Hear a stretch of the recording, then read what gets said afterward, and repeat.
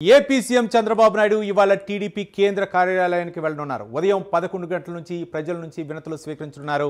తాజా రాజకీయ పరిణామాలు, జిల్లా అధ్యక్షుల ఎంపిక, రాష్ట్ర కమిటీ ఏర్పాటు, ఇతర అంశాలపై సీఎం చంద్రబాబు చర్చించనున్నారు.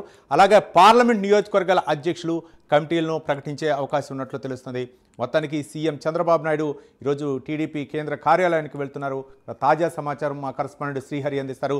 శ్రీహరి, చెప్పండి, ఏంటి ఈరోజు ఎలాంటి నిర్ణయాలు తీసుకునే అవకాశాలున్నాయి టీడీపీ సమావేశంలో? రైట్.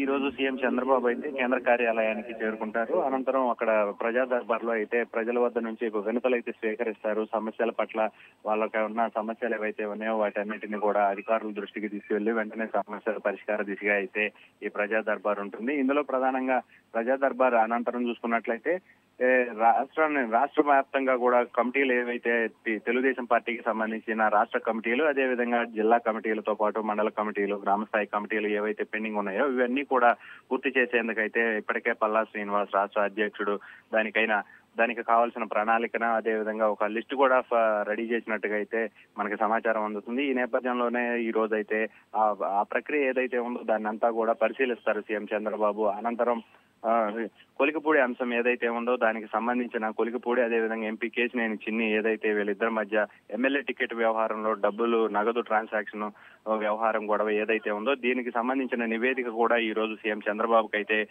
క్రమశిక్షణ కమిటీ అందించనుంది. అనంతరం రాష్ట్రంలో ఇంకా పార్టీ పరంగా ఎలా అభివృద్ధి చెందాలి, పార్టీని మరింత బలోపేతం చేయాలి అనే దానిపై అయితే సీఎం చంద్రబాబు ఈ రోజు ఒక బ్యాక్ ఎండ్ కమిటీతో పాటు అదేవిధంగా రాష్ట్ర అధ్యక్షుడు పల్లాతో కూడా చర్చించే అవకాశం కనపడతా ఉంది.